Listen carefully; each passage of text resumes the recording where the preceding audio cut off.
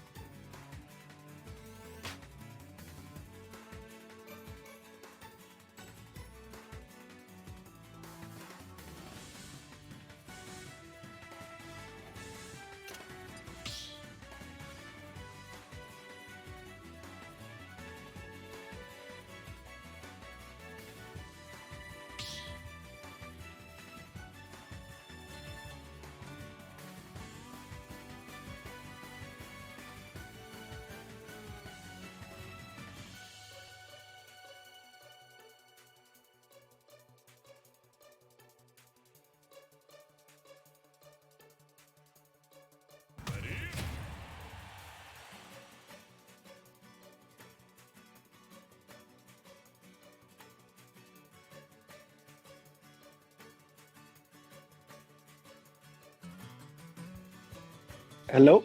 Hello, Hey. this is Oscar. Hey, how's it going?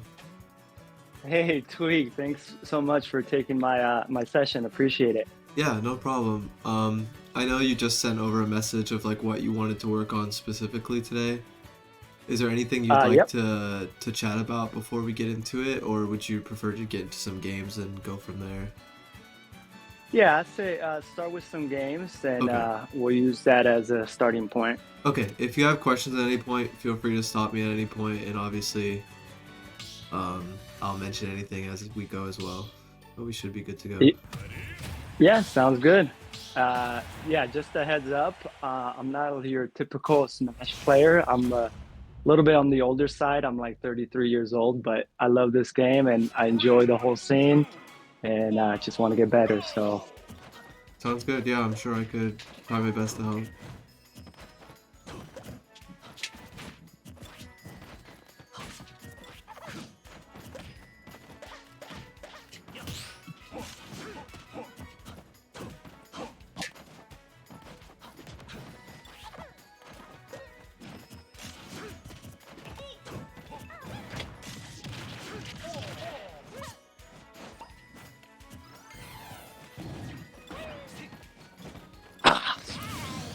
terrible SDI.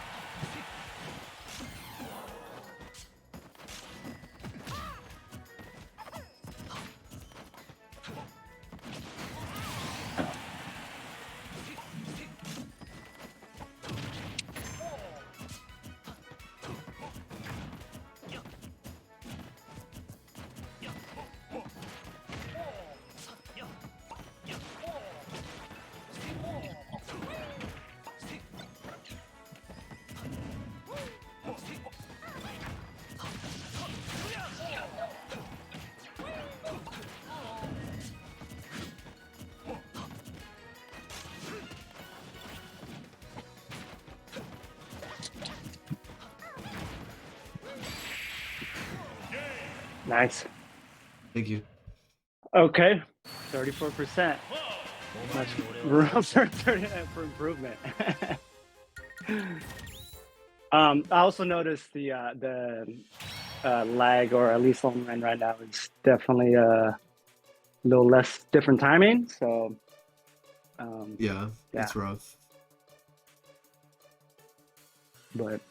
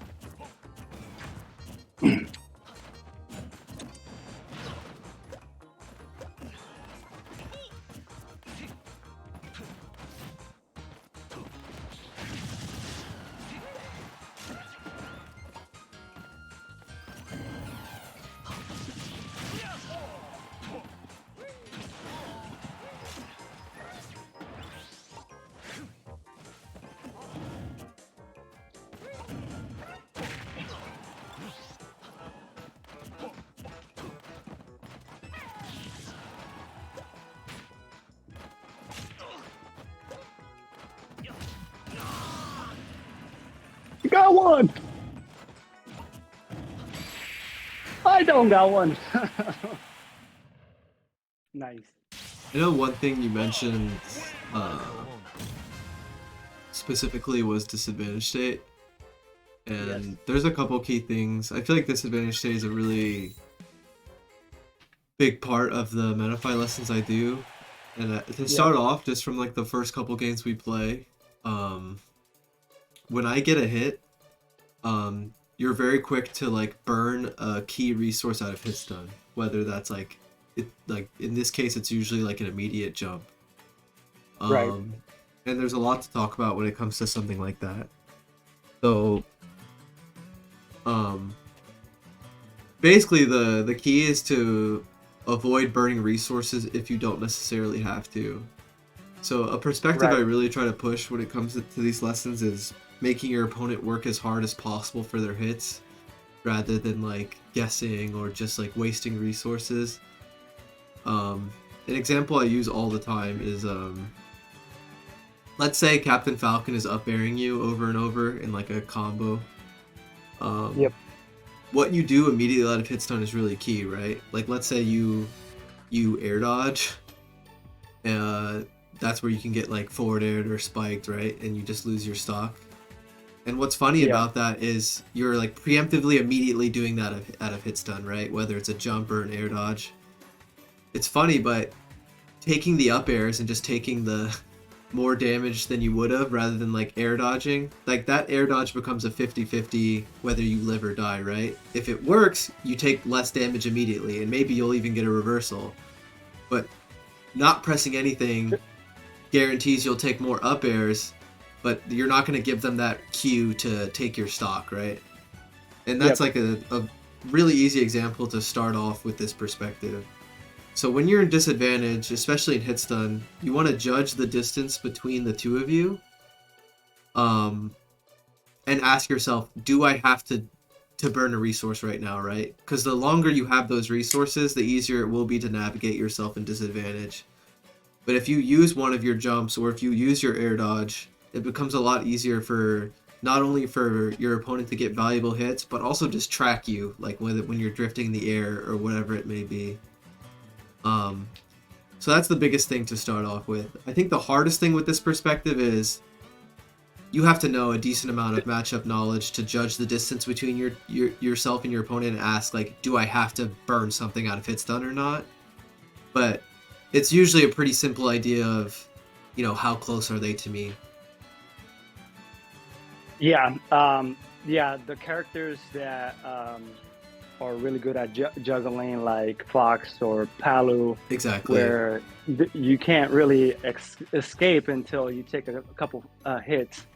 And for me, it's really being cognizant of where that opportunity is, right? Like, is my percentage high enough where one hit is good enough to get out of it, or take the next couple and then react accordingly? So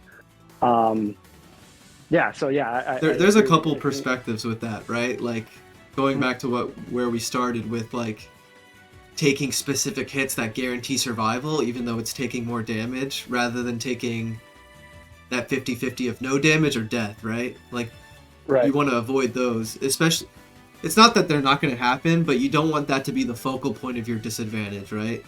You don't want, because that goes against the perspective of making them work for it, right? Like, you're just boiling it down to like a really simple game of lose your stock or keep your stock. And yeah, I like what you're saying. Like with Palu or Fox, like that kind of helps me transition into another disadvantage, like key thing I like to talk about, which is changing the phase of disadvantage, right? Because a big thing with Smash Ultimate, and with disadvantage in general, is players like to play the disadvantage state really fast, right? Out of hit stun, they're jumping, they're air dodging, they're very likely even landing on top of their opponent, right? They're trying to, like, you know, not only are they trying to get out of disadvantage as fast as possible, they're trying to make up for that lost damage too, right? They want to get out, and they want to hit their opponent for hitting them. And so they're not really changing the face of disadvantage, right? They're going to land on top of their opponent, so they're doing the dirty work for them. The opponent doesn't have to juggle them or chase them. So, like, landing on different platforms, landing in the corner, even retreating to the ledge. It's not like this is the right or wrong answer to getting out of disadvantage, but you're really testing your opponent in different ways, right? How do they approach this situation? How do they platform pressure? How do they pressure a cornered opponent? How do they ledge trap? And it's not like this is, like I said, it's not like it's right or wrong, but you're getting a lot of data for future interactions, and you might find a hole in your opponent's gameplay that will lead to it being a consistent way of escaping. And a lot of players are so scared of being in that spot that they don't have the discipline to have that patience to consciously even think of it like that, right? Right. Is that something where you should be more cognizant at, like, lower percentage? Because I feel like once I get up to, like, a higher percentage, I feel more comfortable in disadvantage state. One, because, you know, it's harder to follow up at a higher percentage. So at a higher percentage for me is like, I even become more comfortable because, you know, I know they can't kill me as easy from those follow-ups, if that makes sense. But basically it all comes down to where I started with the fact that you were using your resources really quickly out of hit stun. The more often you do this, the harder it is to play with the idea of collecting data on how your opponent likes to play an advantage, right? Because you just don't have tools to put them to the test. and like change the phase of your disadvantage. And that's the reason why like I guess I started saying this in the first place. And another like core concept that I talk about in my Metafy lessons is how similar winning and losing is in this game. Like for example, like it requires like very similar skill sets to hold a lead or to bring a game back from a deficit. For example, if you change the phase of your disadvantage, right? You're getting juggled and you're like, okay, I'm gonna land in the corner. And you're really testing your opponent's patience, right? Because even though you're cornered, like your opponent has the privilege of they have all the stage to work with. They can play patient. They can just swing second and see how you try to escape the corner. They just have more stage to work with. But testing them is a good idea because maybe you'll realize, oh, they're actually pretty impatient right here, and they're actually cornering themselves, or they're approaching me. And even though they're in such an advantageous position, a lot of players play their disadvantage so fast that they might not really test their opponent and even give themselves a chance to notice these flaws in their play.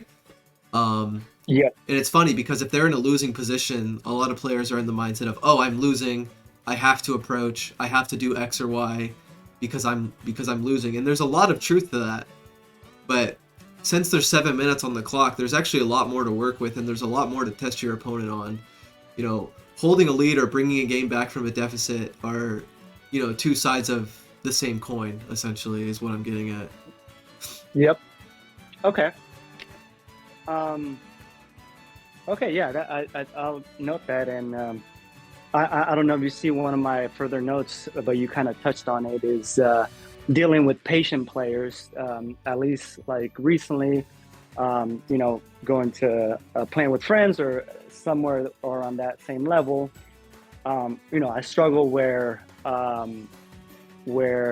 with patient players where I have to be more cognizant of my mix-ups or not being so aggressive because I know they're waiting for me to attack or me to mess up, and then they'll follow through, right? So patient players are are something that I'm trying to like fight against, to be I don't know, just be as patient as them, or finding a way to like bait and punish their kind of gameplay, patient gameplay, if that makes sense. Yeah, there's actually a lot to talk about when it comes to like this patient play you're talking about. So I'm actually going to start up a game, and like maybe I can like I can like position myself and visualize a couple like key ideas. So one thing with Smash Ultimate that I just notice a lot when I'm watching the game is a lot of the core mechanics, I think, kind of, I like to say, trick players into playing in a specific pacing or playing in a certain way. So first thing is, if you're playing against a patient player, right, they're going to try to swing second, and they're going to position themselves preemptively, and they're always going to be like a step ahead of someone who's like playing at a consistent like pacing or like swinging a lot, right? So a situation I like to talk about a lot, it's not as applicable with Cloud, but it can be pretty easy to describe regardless. So if we're like shield to shield, right? Like let's say I'm Sephiroth and I do a back air out of shield, right? Like a lot of players are probably going to do something like that, right? They're throwing out a hitbox while repositioning because they're a sword character. Makes complete sense. But let's say when we're shield to shield and I do the Sephiroth back air and you inch forward like you did right there. We're essentially back to where we started, right? Or if anything, I'm getting punished.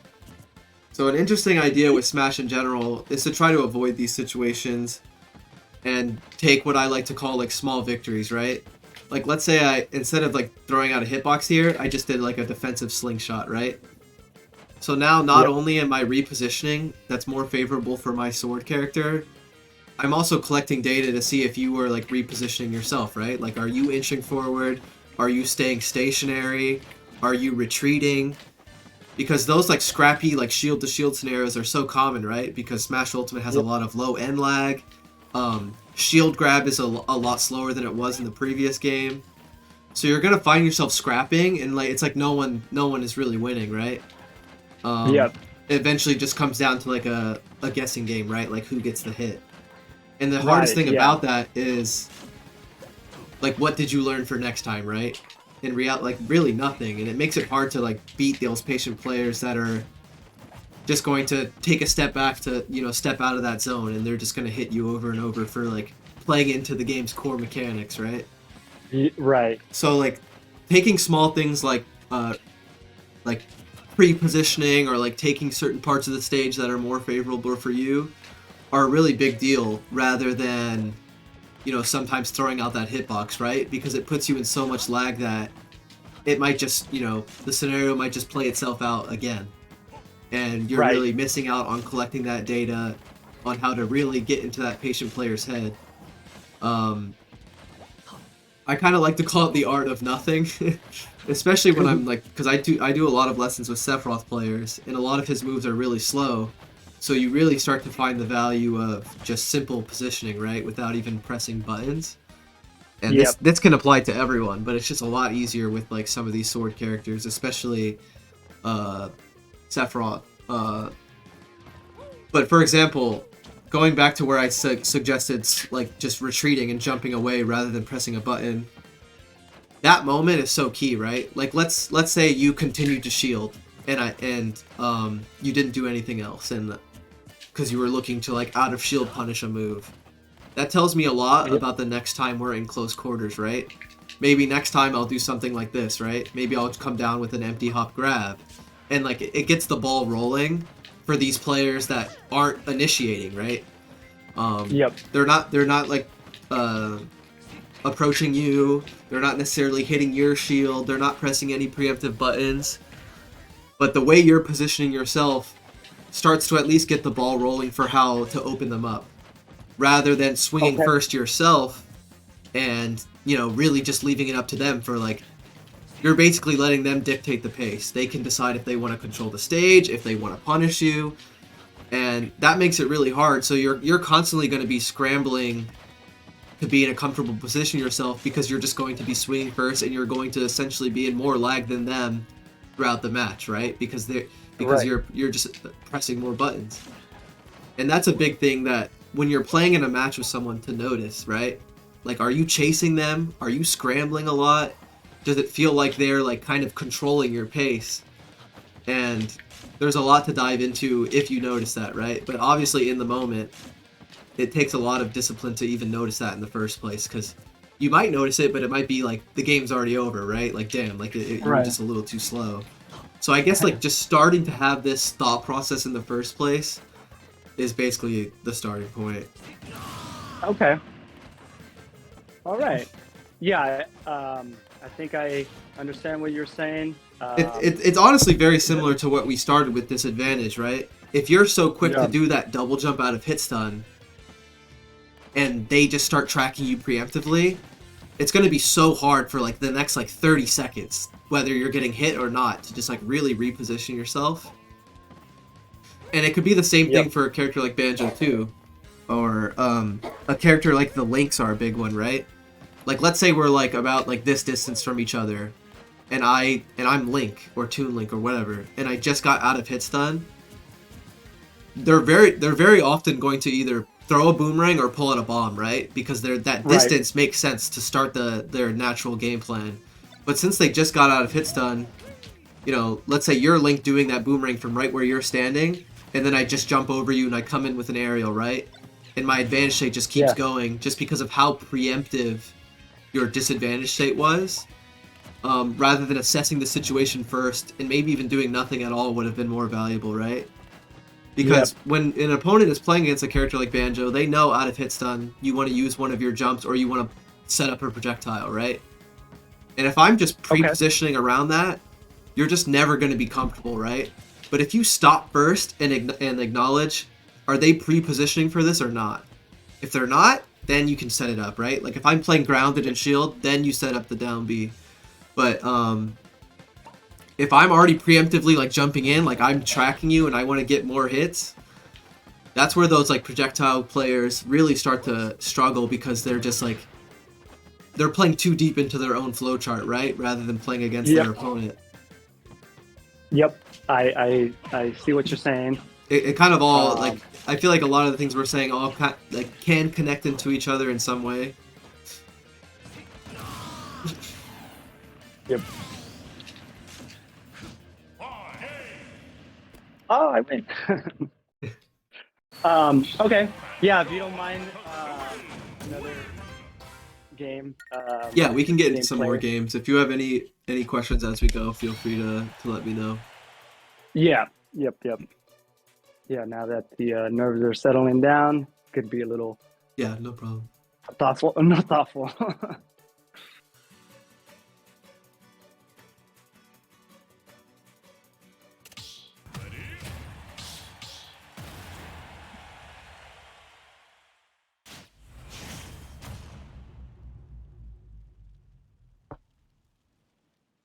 3, 2, 1, go!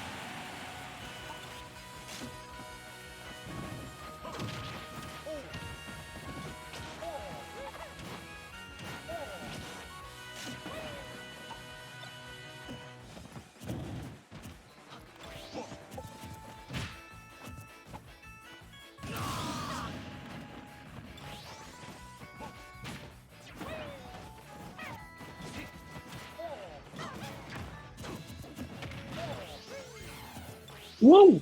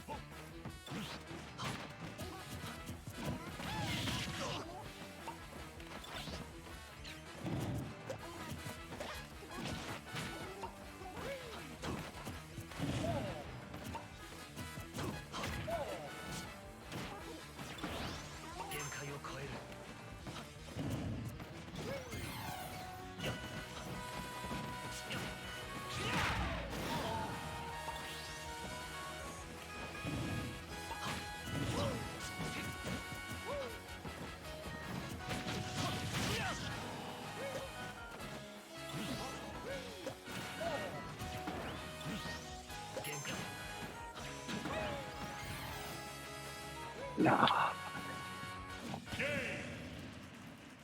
Oh, okay, that was bad input. But any feedback on that? So there's a couple situations where I actively noticed you were like a bit more conscious with your disadvantage. Like for example, I think it was at the very start of the game. I hit you, and out of hit stun you did like a jump aerial, and then you retreated to the ledge while like setting up a pressure with a projectile, right? So you're giving me something to deal with while you grab the ledge, and that's like a great like example of good disadvantage because there's so many variables as to why it's effective, right? Not only are you resetting, disengaging, and like patiently accepting the fact that you're in disadvantage, you're giving me something to work with, like shield or like grab or get hit by the grenade like while you're grabbing ledge. And it might even give you a cue to get up. And that's a great, like I wish I could show you the exact situation it was, but it was a great example of basically everything we just talked about. Yep. And something I want to mention that it's very similar to what I was saying about how similar being in a winning position and a losing position is in this game. I actually want to talk about your decision making while I'm on the ledge rather than you are on the ledge. Maybe I can go into another game and like visualize a couple things. Okay.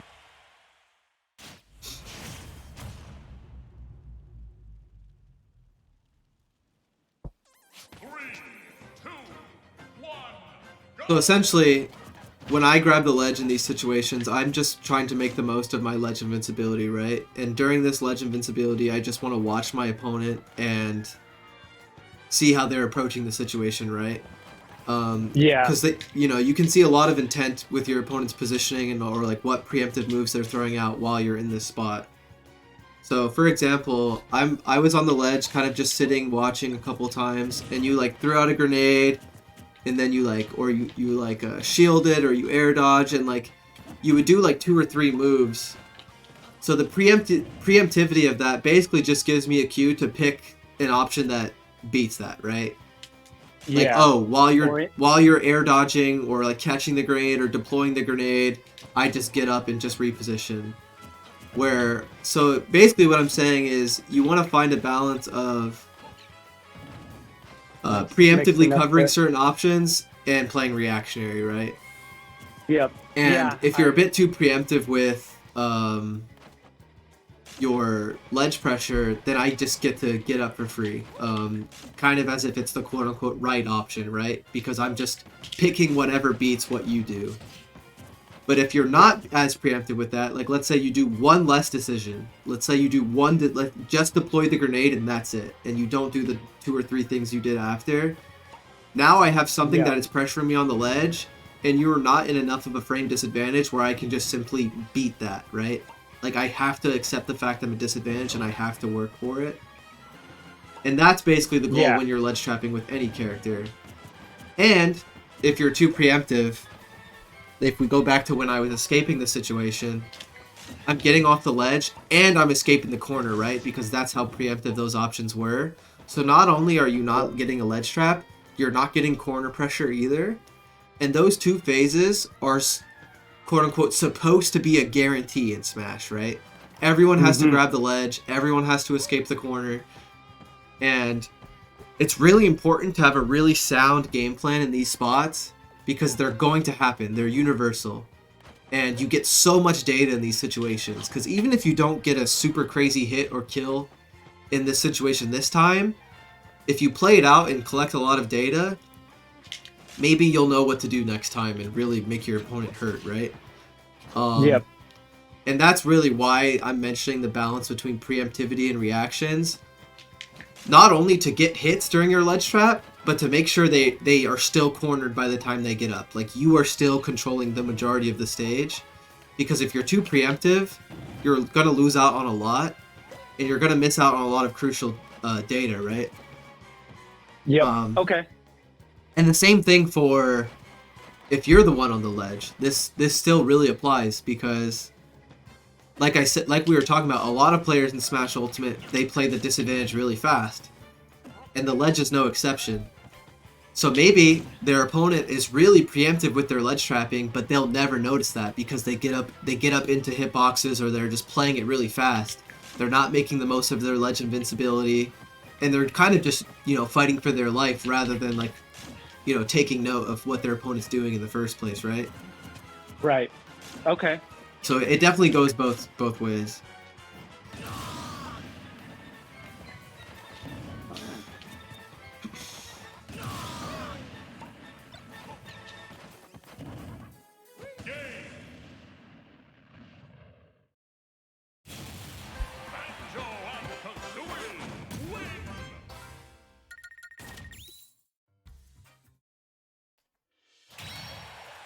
Mm.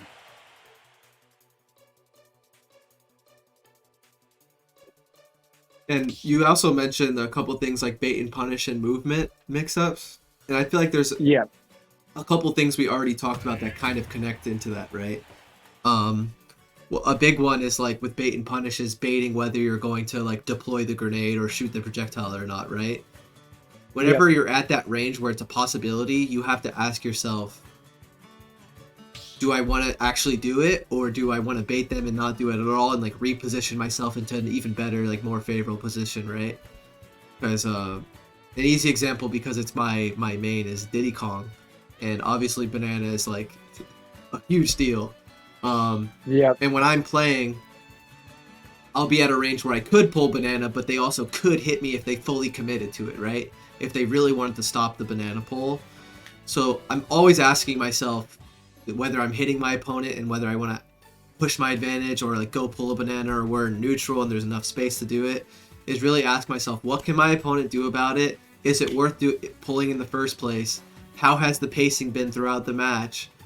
Or should I, go fight without it? So there's a lot of questions you can ask yourself before doing that move that you're usually relying on in neutral. And I feel like I mentioned it just because a lot of projectile characters are so quick to just deploy it that they're really not asking themselves enough questions before they do it. Because there's so much data just because your opponent is preemptively playing around the fact that you're likely to do it, right? So there's so much advantage you can gain before you even press any buttons. True. That's one of my supposedly game plan is at least with Banjo is the bomb management, and try to play around the bomb by either, like you said, deploying it and letting it kind of bounce and to see what the opponent does, or grabbing it, or kind of mixing up those two options between grabbing or letting it bounce, or a combination of two. And try to be tricky with that. Obviously, it's a timer with the bomb, so you can't hold it on forever. But at least that is part of one of my game plans. Exactly, and like you can have a similar frame of thought without even deploying it, right? Like all these mix-ups you have when you deploy it, you can have a similar frame of thought before you even press it, just because your opponent is fully aware of how these functions work too, right? That's why they're trying to hit you before you can even do it, or hit you during the animation or something like that. So it's really important to consider that moment before you even press it. Just like what we were talking about with like, jumping out of disadvantage, or like the preemptivity of it all. It's really important. Like those moments are just as important as when you do have everything set up. You know what I mean? Yep. Okay. Yeah, great feedback. Definitely taking notes, so appreciate it. Yeah, no problem.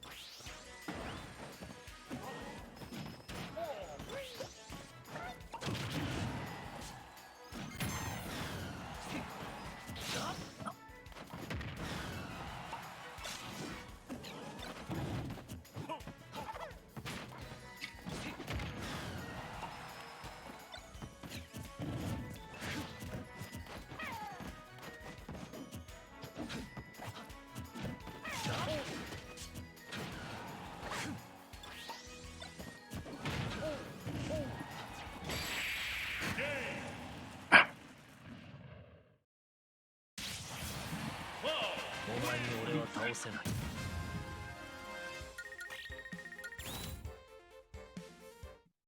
Hmm.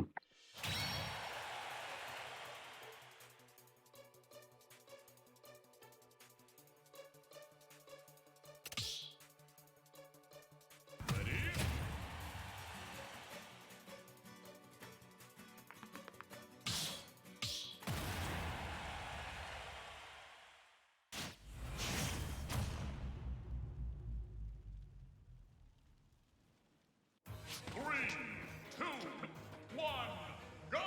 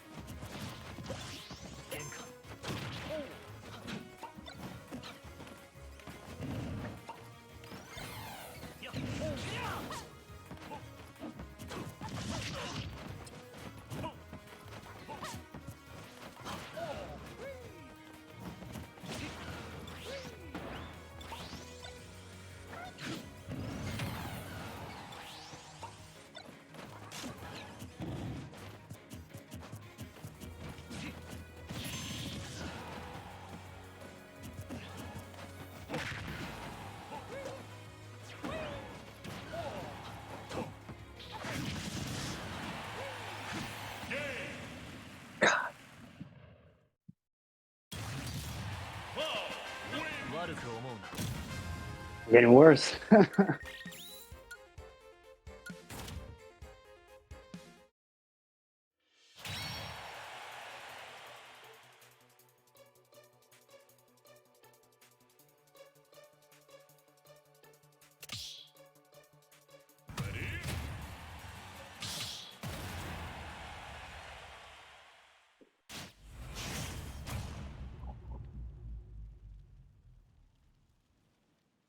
Three, two, one, go!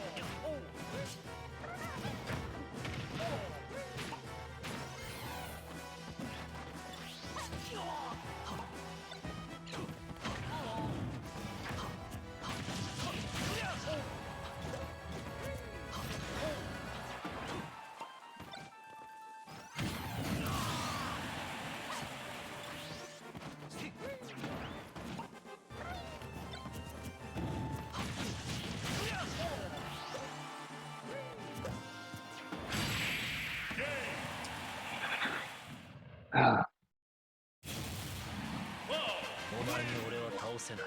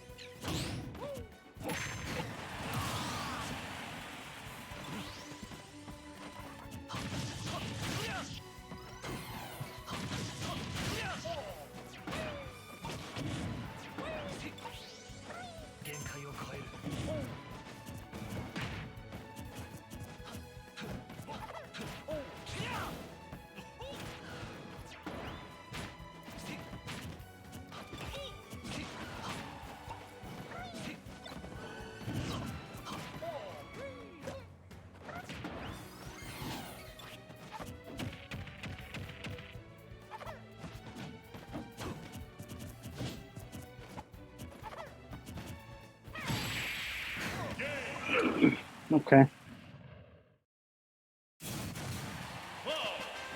悪く What a game.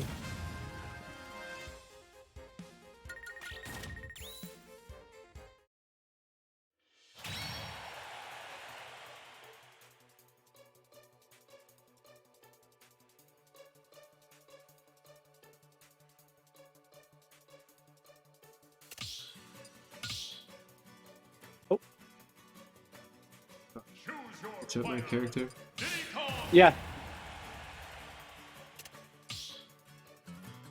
Ready? Okay.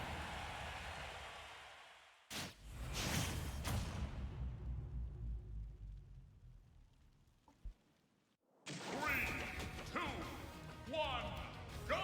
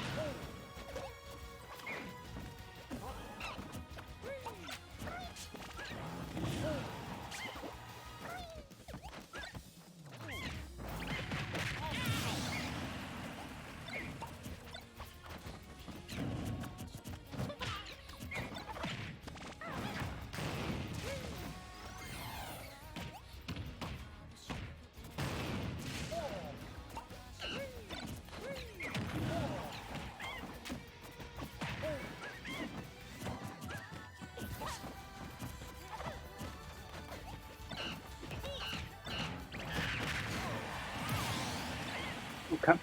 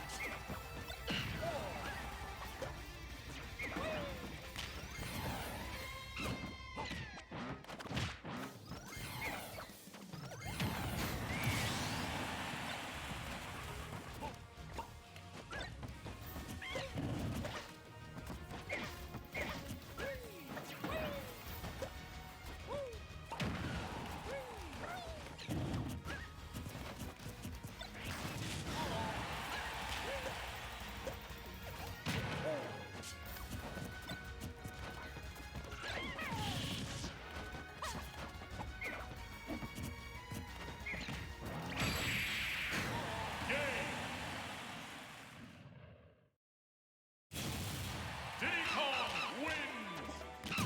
A lot of projectiles out there. Yeah.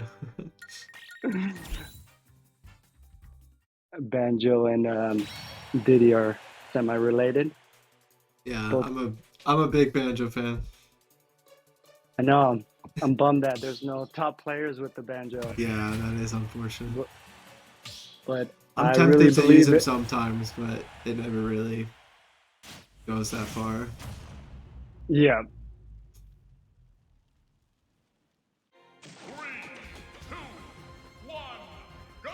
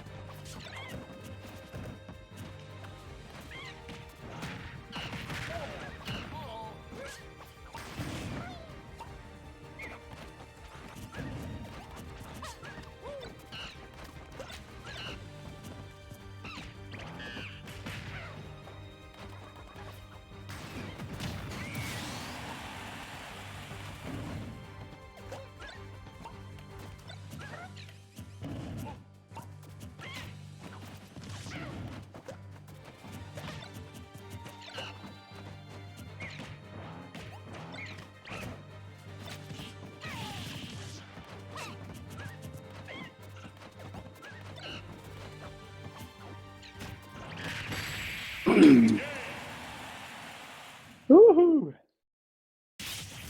Diddy Kong wins.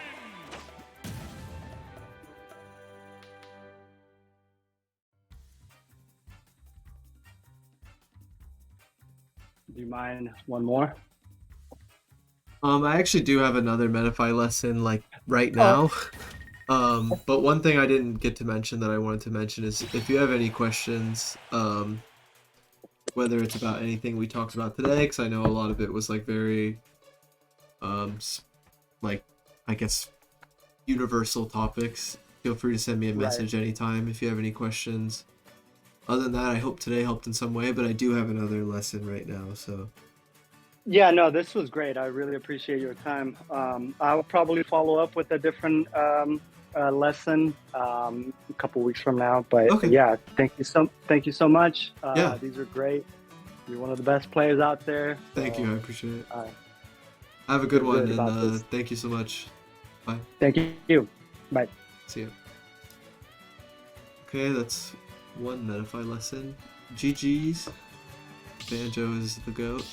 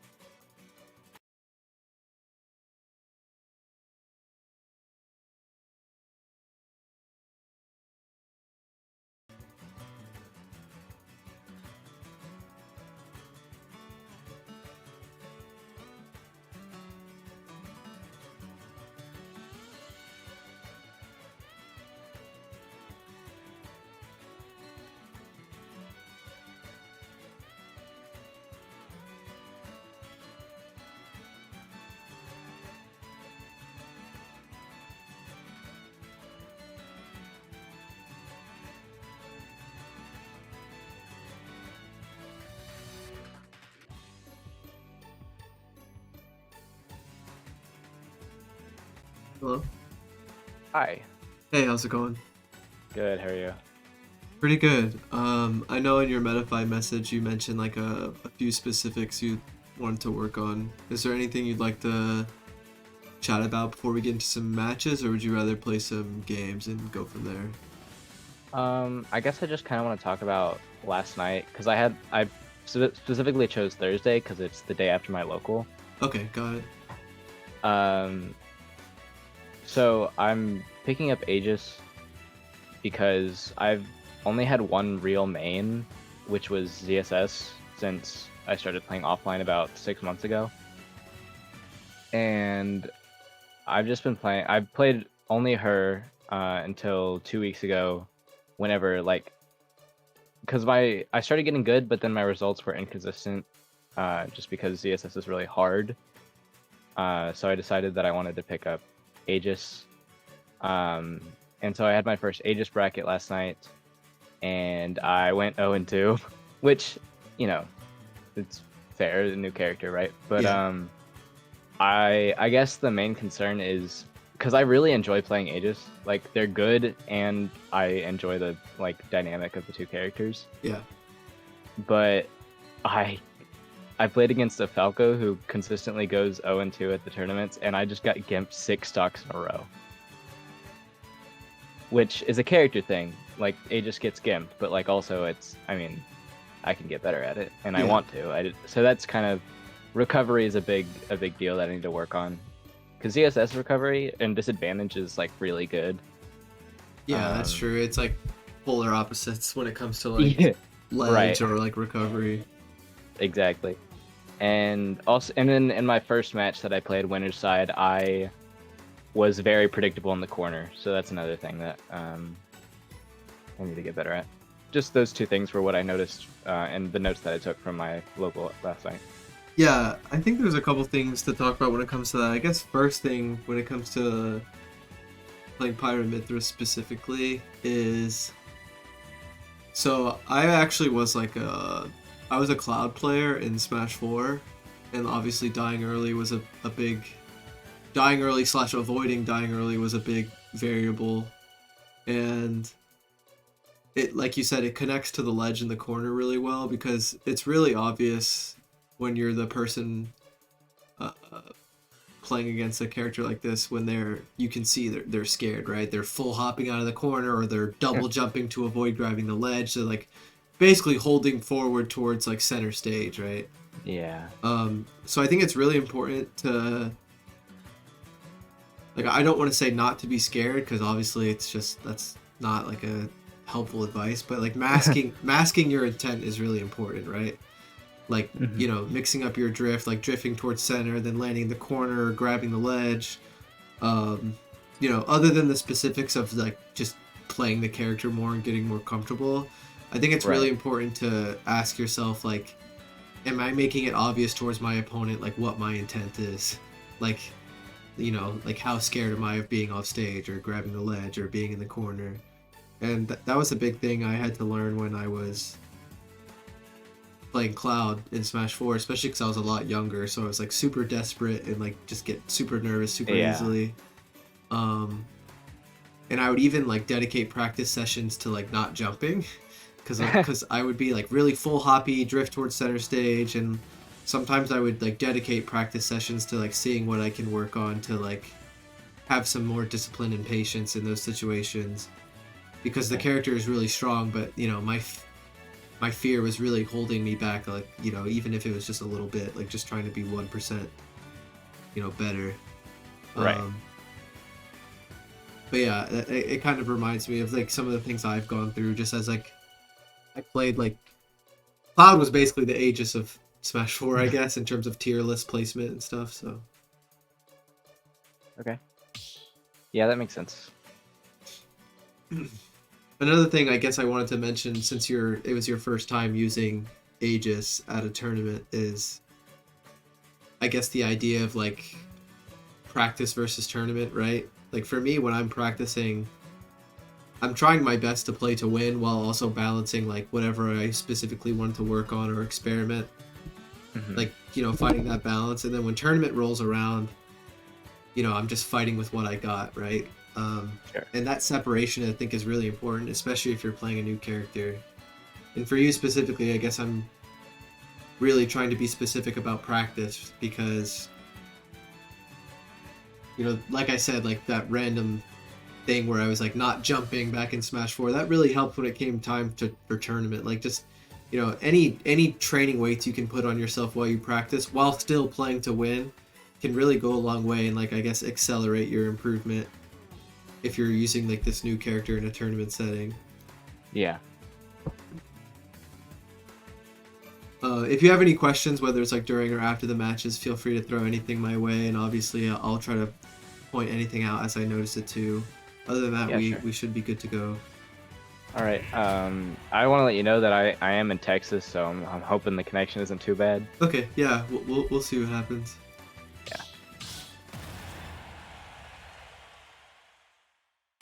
3,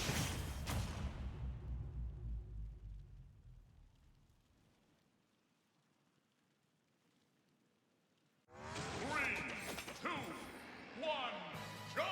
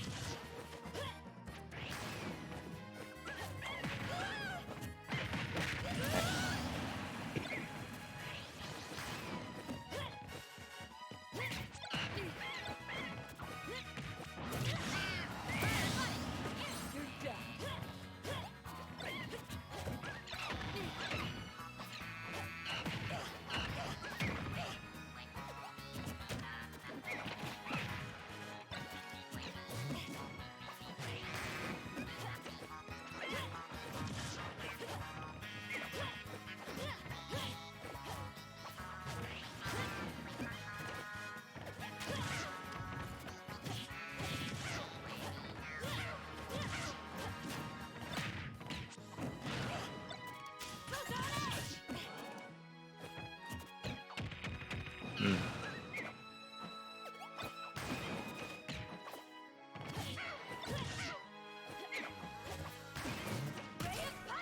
Mm. Diddy Kong wins.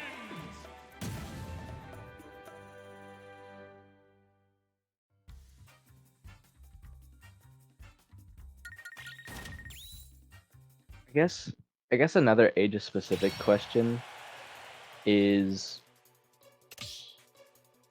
for example, yesterday in one of my sets, I was playing against a Terry, and I had like a really like long advantage state going with Mythra because that's kind of what she does.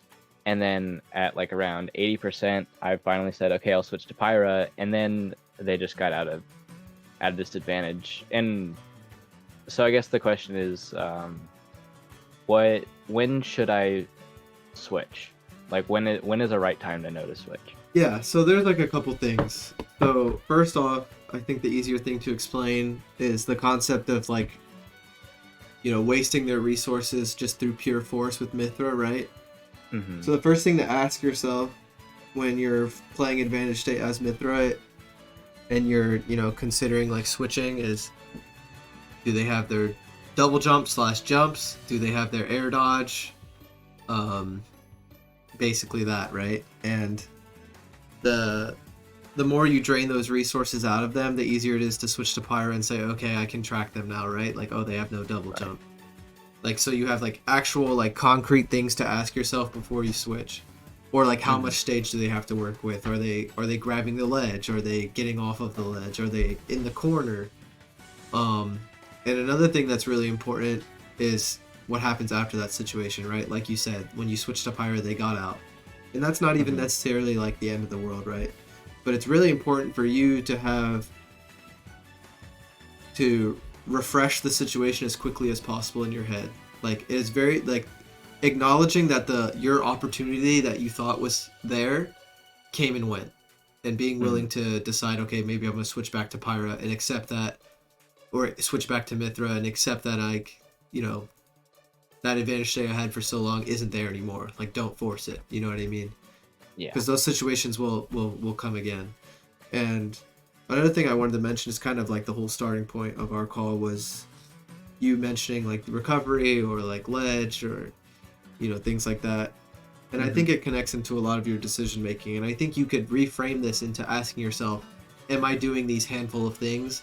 And consciously actually mixing it up. And I think it could really help with, not only improving in disadvantage with the character, but also just like, I think, not being as nervous. Like, for example, in the match we just played, when you grabbed ledge, you were really quick to jump off of it, right?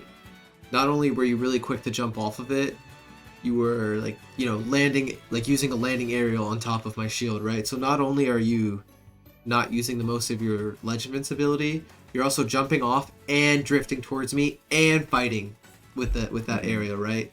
So you're doing like 2 or 3 things like preemptively that are really showing like I need space. Like, I will do anything I can to like get you away from me. So for me, not only do I don't have to worry about your ledge jump, and I don't have to worry about where you're spacing yourself. I can just hold shield and just, it's up to me to just execute you kind of like, running yourself into me. And I think it's really important to ask yourself, am I making the most of my ledge invincibility? Am I landing on top of my opponent? Am I doing, anything I can to make them work as hard as possible for this hit? And, even like re-grabbing the ledge or landing in the corner or, or switching just to, change up your character's like, speed in the air, like anything you can, not only to make them work as hard as possible for it, but also like, not make it just a 50-50 whether you get hit or you get a hit. You know what I mean? Right. With a character like that, it's really important. And having the discipline to slow yourself down at disadvantage and even being willing to re-enter a spot that would otherwise be really scary just to make your opponent work harder for that hit could really, really go a long way. Right. For example, like if we go back to that ledge jump, you know, instead of landing on top of me with an aerial, you can just like, you know, do an empty landing into the corner and like slowly inch your way out of the corner rather than like really brute force it and rush it, you know. Yeah. I feel like it sounds scarier than it actually is, but on paper it's like a bit more consistent, I guess. I understand. Three,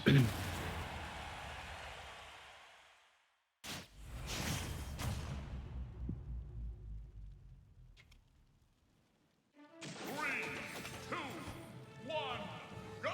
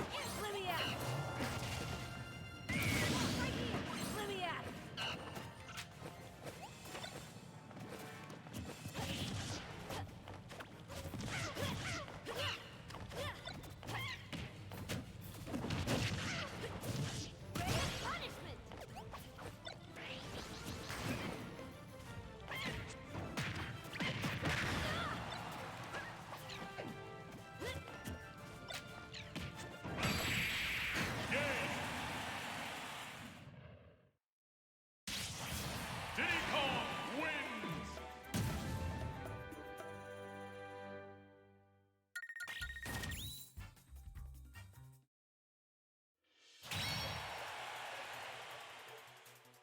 Another big thing when it comes to the concept of like when do I switch to Pyra is also the data you get from doing the switch itself, right?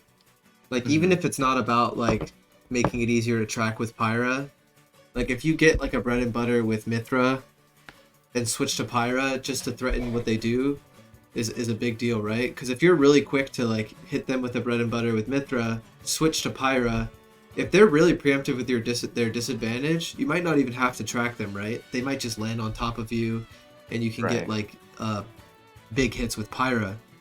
It's really important to see like it's kind of like a mental state check. Like, okay, I'm gonna hit you with Mythra a couple times, switch to Pyra, just to put out that like pressure and see how you react. Like, do they retreat to the ledge? Do they land on the corner? Do they go to a platform? Do they land on top of you? Because it's so seamless to switch between the two.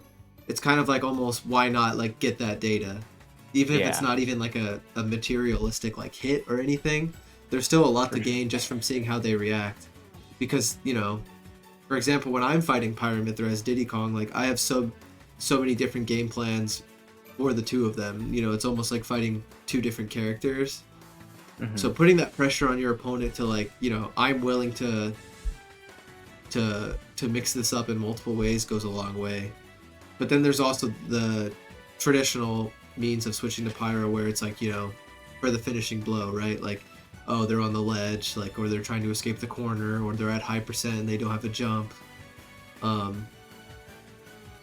But I think, you know, when I watch really, really good Aegis players play, they are really seamless with, like, whether they're willing to switch or not. And they have that initial flow chart and they just build upon it with a bit more creativity with which one they're willing to be.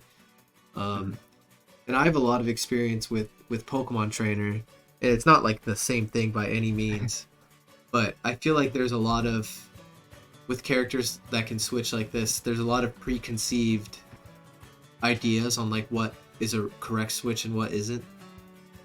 Like for example with PT, a lot of players just base it on percentage, whether it's their percentage or their opponent's percentage.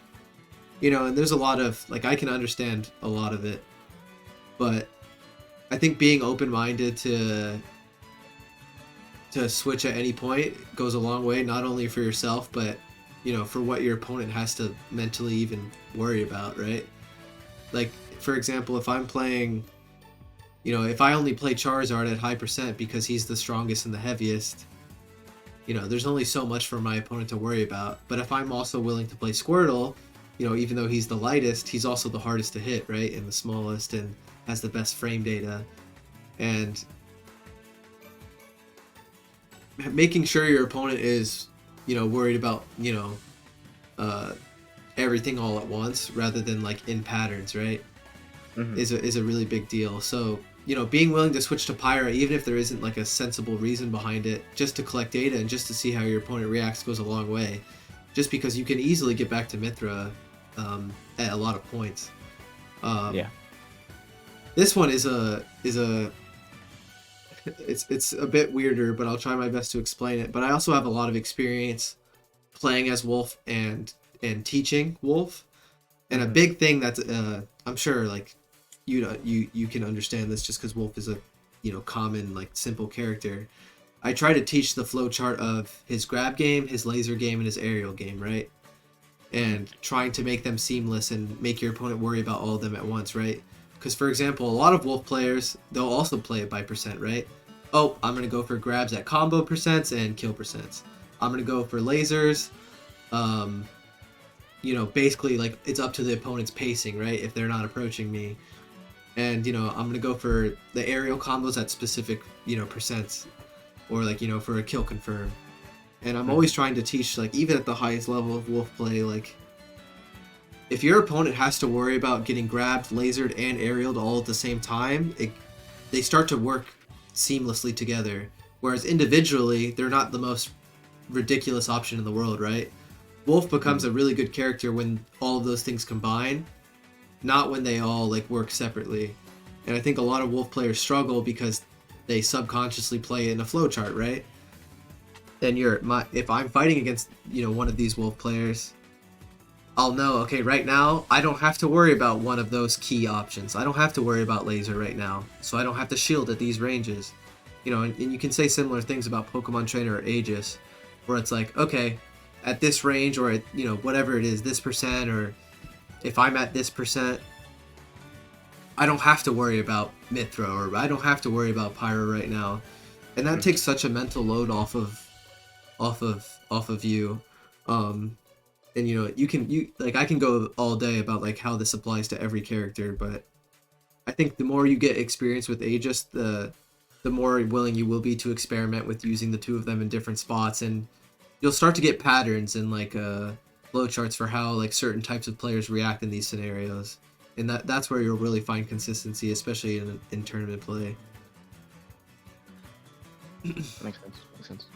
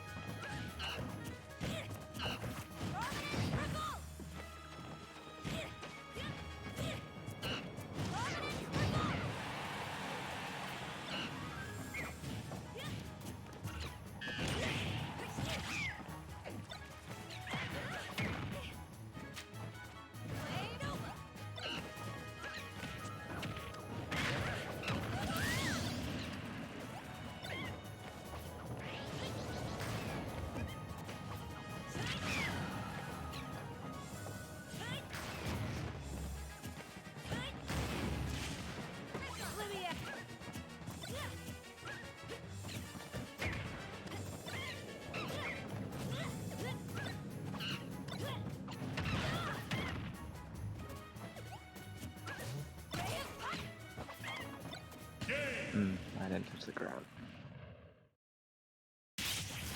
Diddy Kong wins.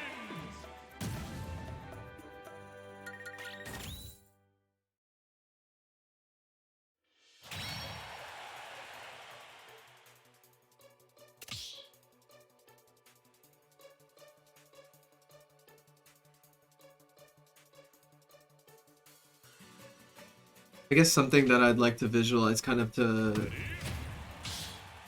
keep going on the points I was making with other characters and how they like start to have a flowchart just from their pressure.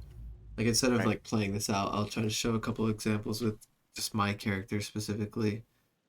Sure. So what I'm trying to get at is when you do these types of switches, or when you put on pressure in certain ways, you can start to categorize, you know, characters, play styles, and things like that.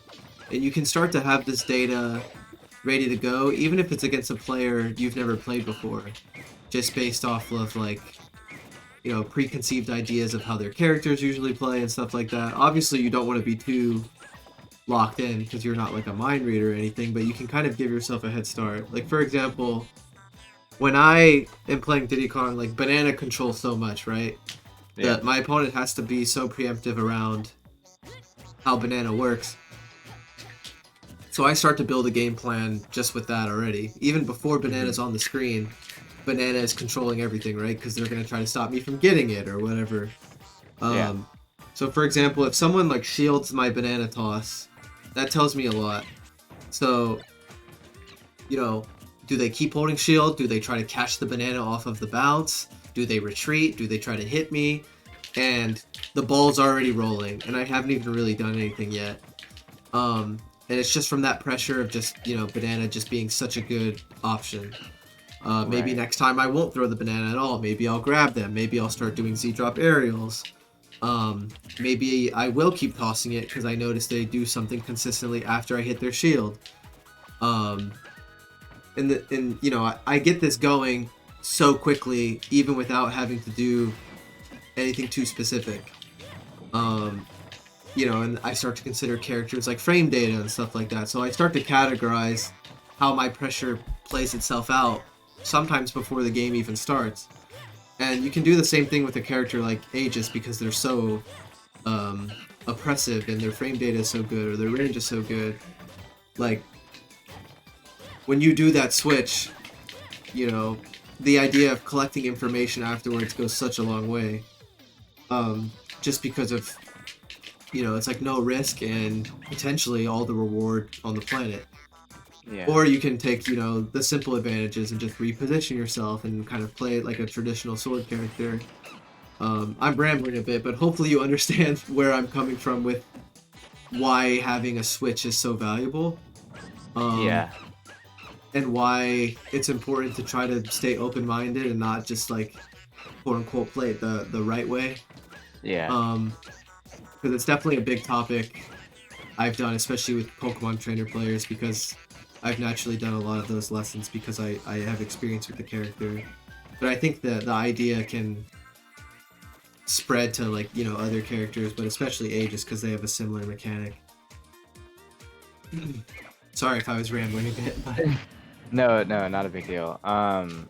So I guess another question that I have that kind of stems from what you were saying about the information that you get from switching is, and I think I might have put this in the Metafy notes, but maybe not. I guess I said processing information in a fight. So I guess what information should I prioritize holding on to? Because in any given second of a game, there's just so much that I could take out of it. Yeah. And that's like really overwhelming. So And that's I guess the hardest thing about like trying to teach, like, I guess, like my personal perspectives of the game, right? Because yeah, Smash is very second to second, and like there's a lot of situations where it's not like super conscious, right? Like you're just relying on your muscle memory that you've practiced. Mhm. And that's completely fine. And even I do that, you know, Yeah. more so than like play the game consciously. But I try to play with this perspective so much that it's like natural, I guess.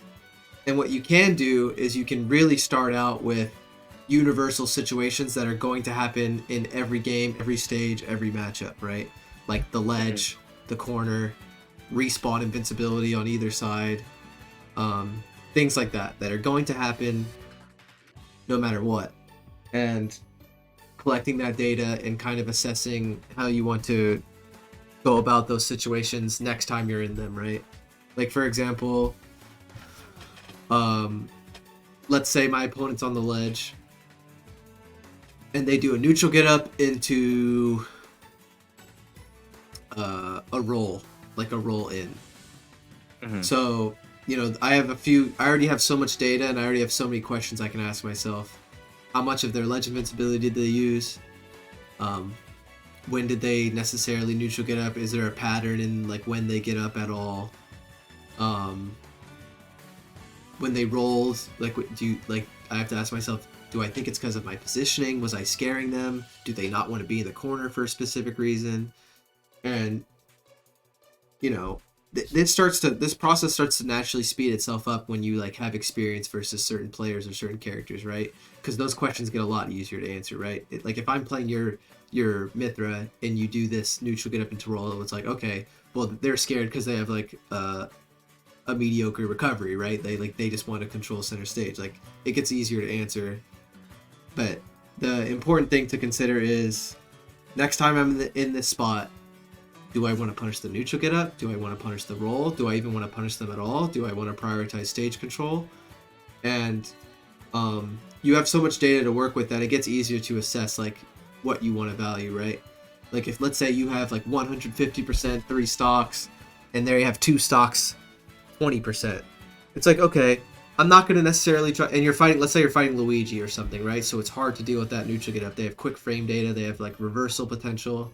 Yeah. It's like, okay, I'm not gonna pressure. I'm gonna pressure the neutral get up with my positioning, but I'm not necessarily gonna try to true punish it or swing too preemptively because I want to hold my lead.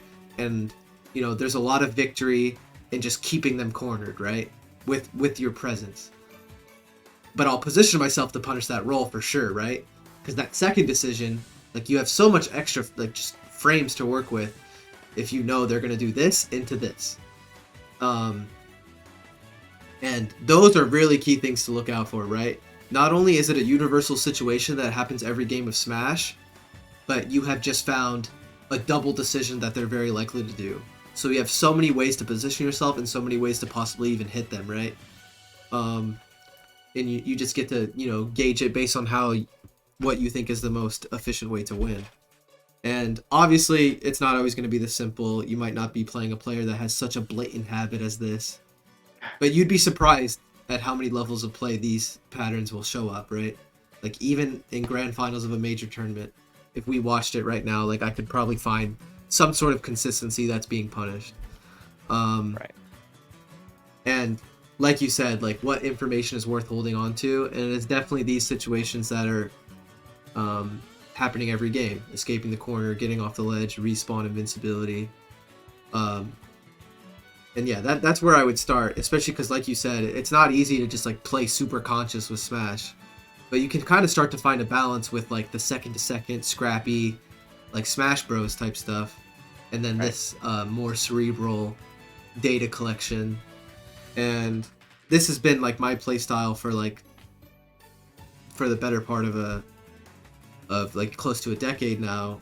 And like I said, like you start to categorize people, players, play styles, characters, and it starts to naturally speed up the more you play this way. And they also all start to connect into each other, right? Like maybe something they do off of the ledge connects into something they may do in disadvantage, or maybe it you know what I mean. It starts to these patterns start to connect into every form of the game, and that's why the universal situations are such a good place to start.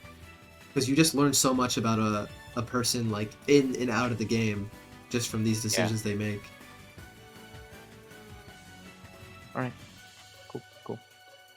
Universal situations.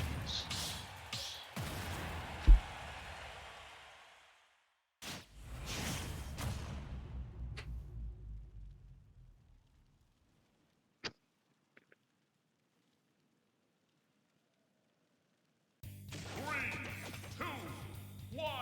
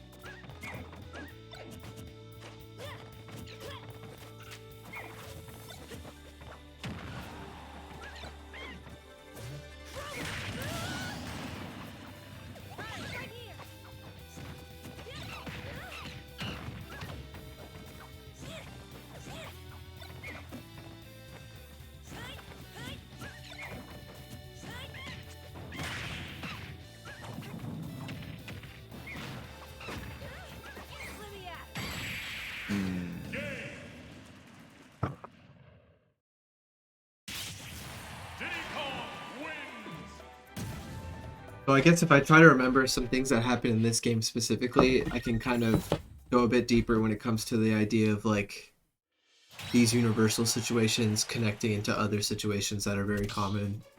So for example, with Mythra, you got a forward throw into a dash attack. So the momentum is getting into your favor, right? You switch, you threaten an edge guard, you get clipped, but by like my recovery, but everything you're doing is like beautiful, right? Like that is completely like how this works. Like the pacing is picking up because I'm feeling the pressure from not only getting hit and getting put off stage, but now you switch to the stronger of the two, right? So, but what happened after that is I hit you and then I escaped the ledge. And that's fine. It's not like you did something wrong there. Like maybe next time, like stay on stage, whatever that may be. But that's not the important thing. The important thing is how long you stayed on Pyra after the fact, right? So you staying on Pyra tells me you saw an opportunity, but you're not letting that opportunity go, right? If you showed me by switching to Mythra, like, okay, they are resetting to neutral, they are accepting the fact that they had an opportunity and it didn't work out like exactly as they planned, right? So, and then that connects into more parts of the match. You're staying on Pyra longer, and it shows a bit of a sign of desperation to me, right? Or at least that's how I'm reading it in the moment, whether I'm right or wrong. Right. And then you do something like, I pressure you, you did like 2 defensive options in a row, and I'm kind of just watching, and I punish like the second or third option. So it's kind of like that pacing that, you know, I was showing from getting pressured. You were matching that because you saw an opportunity and you were trying to hit me. That pacing never stopped on your end, where on my end it did, because I escaped, reset, got a banana, whatever that may be, right? But you not switching back to Mythra shows me that I can separate myself from that patience and kind of just bully your panic type of decisions, right? And it all kind of connects into other parts of the match, right? Like this went from a ledge situation that I was losing to me taking that data and converting it into like advantageous situations in neutral, which are completely separate. But these like ideas and philosophies, it's kind of just how they connect, especially when you see a pattern and you're right about it, and you can really get a grip on your opponent and not let go. Of course.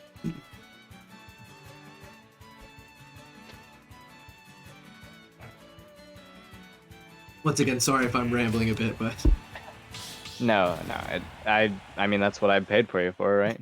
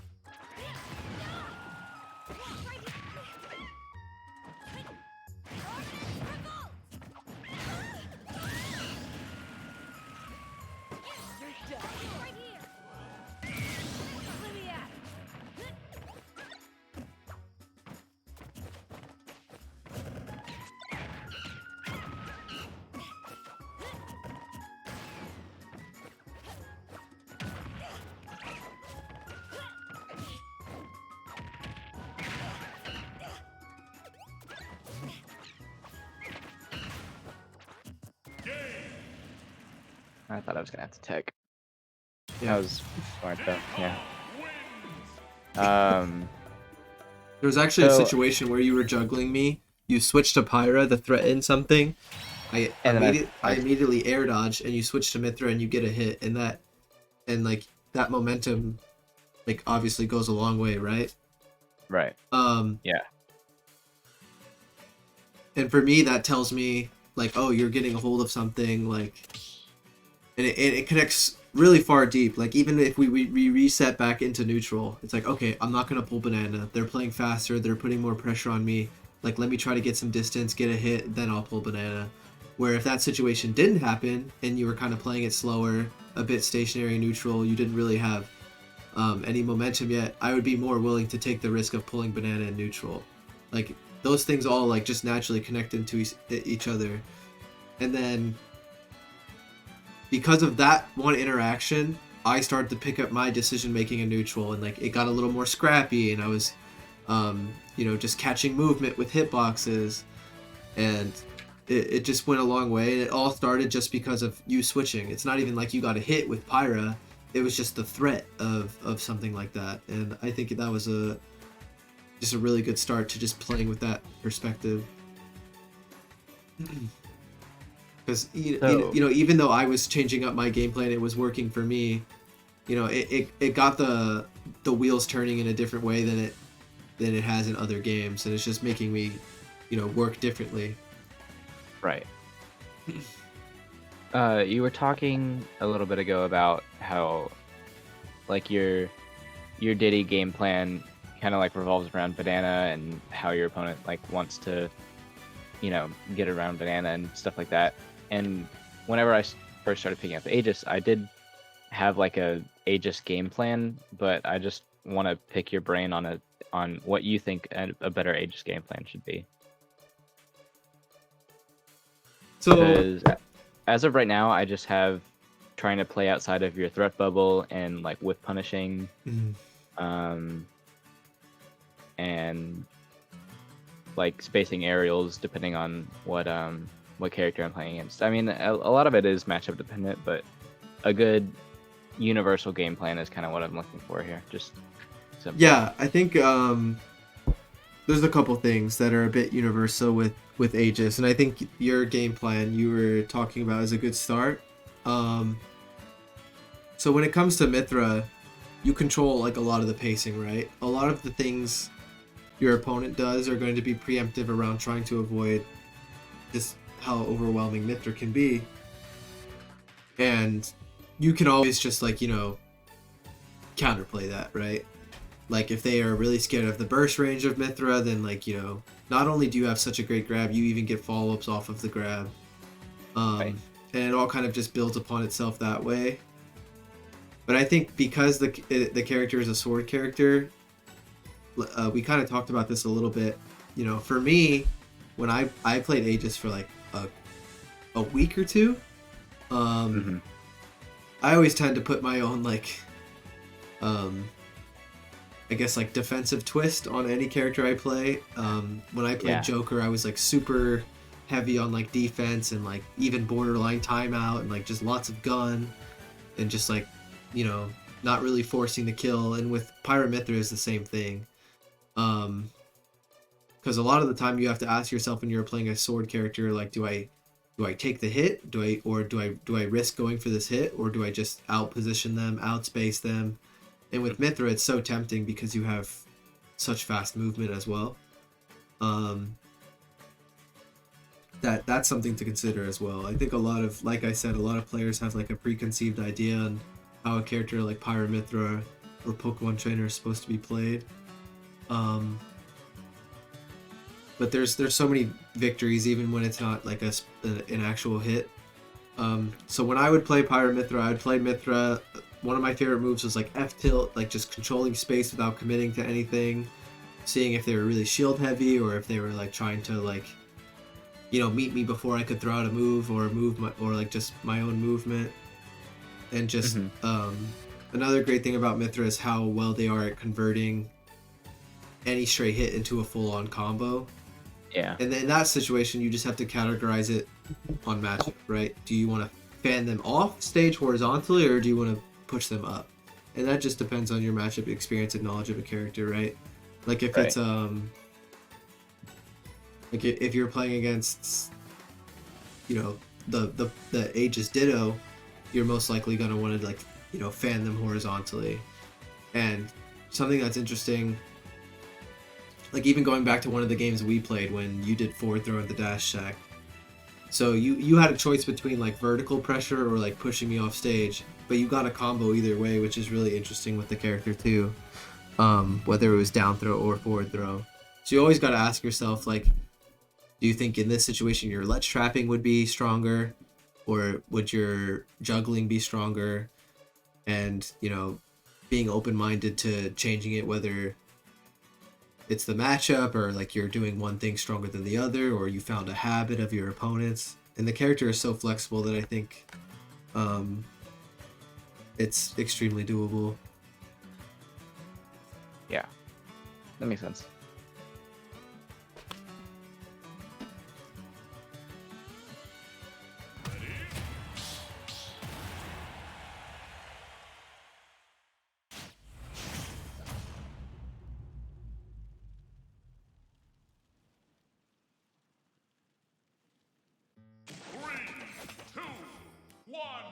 Go!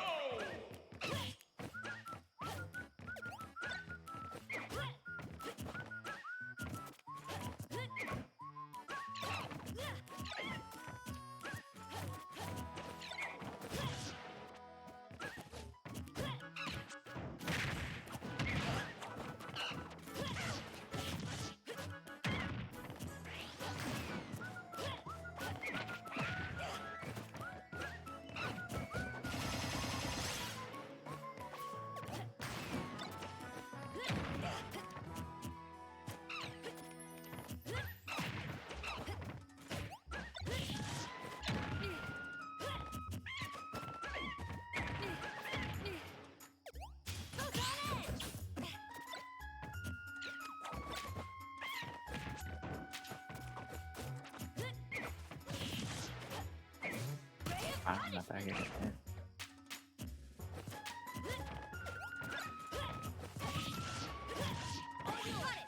You're done.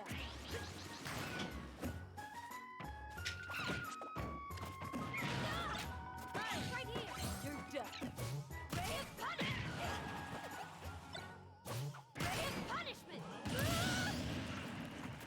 Got it.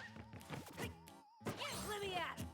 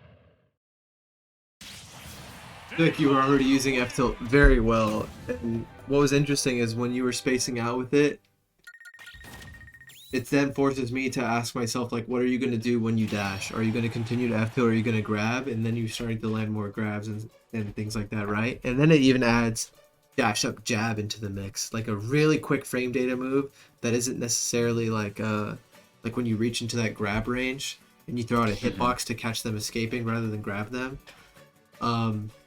That's something I was exploring a lot as well when I was playing Aegis. I would, really control a lot of space with F tilt rather than like committing into like a drifting in with an air, especially if it's punishable. So I'm playing at a range where I'm like threatening with the hitbox while not committing to like forward air or neutral air. And you can get actual follow-ups off of F tilt too, which is extremely ridiculous. And then like you were doing, it really complements dash grab, which is specifically very good on Mythra as well. Run up jab, which is something a couple top players use really well with Palutena actually, because she has a really good dash attack, and she just has good ground speed as well. And you're able to play grounded in a way where you might otherwise be jumping a little bit too much, you know what I mean? And like super relying on the multi-hit and neutral air to kind of just like... I definitely like jump. Yeah. And I feel like there isn't anything wrong with that, but it's kind of crazy how good Mythra's ground game is with that F tilt. It just, the fact that you can like combo into itself, in some matchups you get grab and you get aerials off of it. It's like it's a way to get everything started without committing to neutral air, which is already like obviously not like the most committal thing in the world.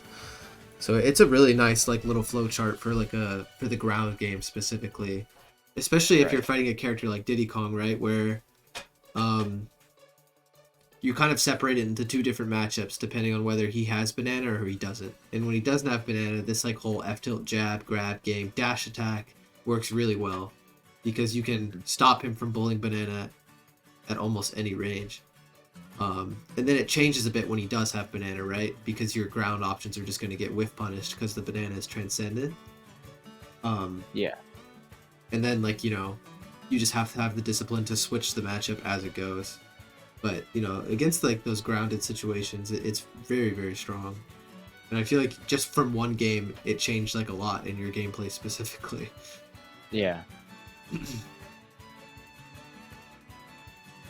I think we have time for one more game, unless you would rather talk about something. No, I think that's good, unless you have any more game plan stuff that you want to go over. But if that was the... Yeah, I think we can get one more game in. All right. And if you have any questions, like even after today's lesson, feel free to send me a message anytime, and I'll try my best to get back to you.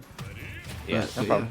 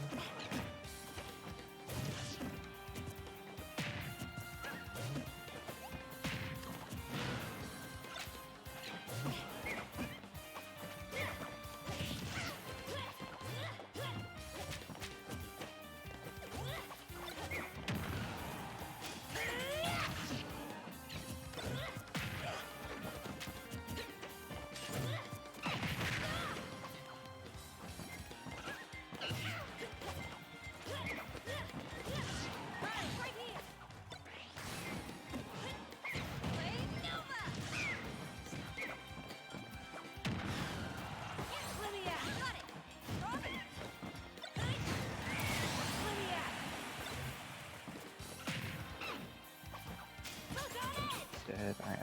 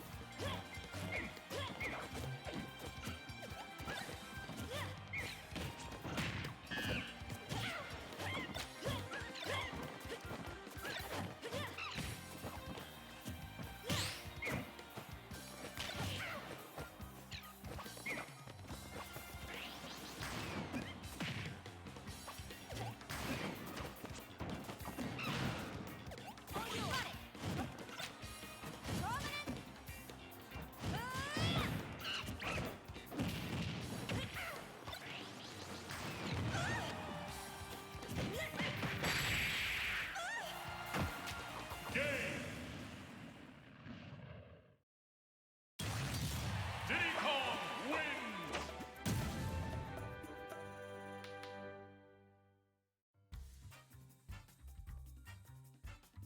Diddy is very hard to pin down. Yeah. Very slippery. Yeah, he's character. very like tricky and like will do anything to be obnoxious. Once I mean, again, it kind of oh, sorry. it, Go it ahead. reminds me of Zero Suit. How I played her. I just kind of ran around. Yeah, you can. Had fun. They're both really good characters at swinging second, is what I would like to call it. Like they can. Basically, they're really good at baiting their opponent into thinking they're going to swing first, but they usually don't. Like, you know, entering threat ranges and leaving them, and like baiting your opponent into thinking you're vulnerable, etc. Yeah. But yeah, I hope today helped in some way. And if you ever have any questions, feel free to reach out. And thank you so much. Absolutely. You too. I'll see you on Tweek Talks. Yeah, have a good one. You too. Bye bye. Bye. Okay, well, that was my first time doing Metafy lessons on stream. Hopefully I did a good job.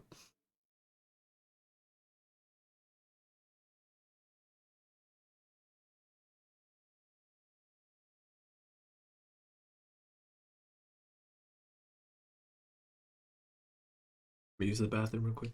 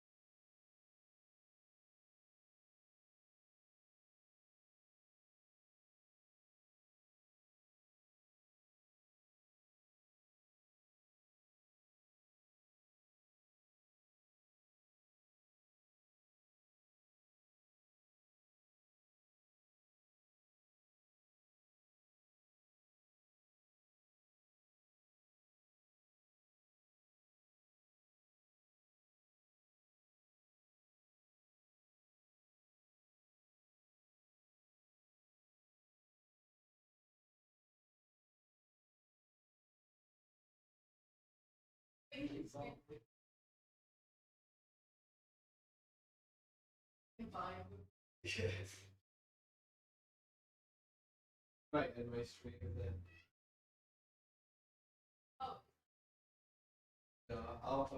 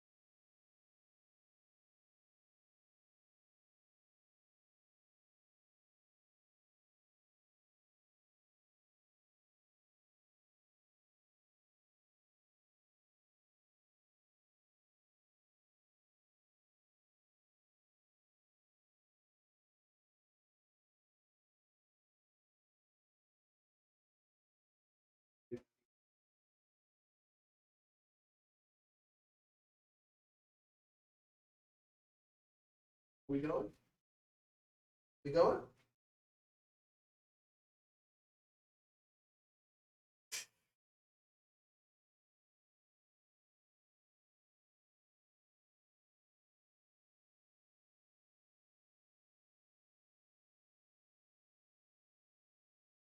Glad y'all liked it.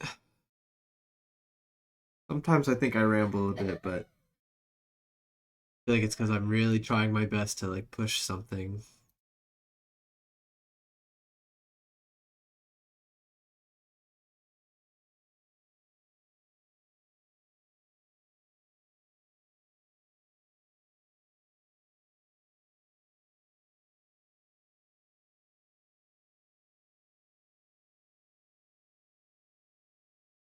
Oh, the Greninja raids. I'm probably gonna end my stream because I've been sitting all day. I gotta like exercise or something.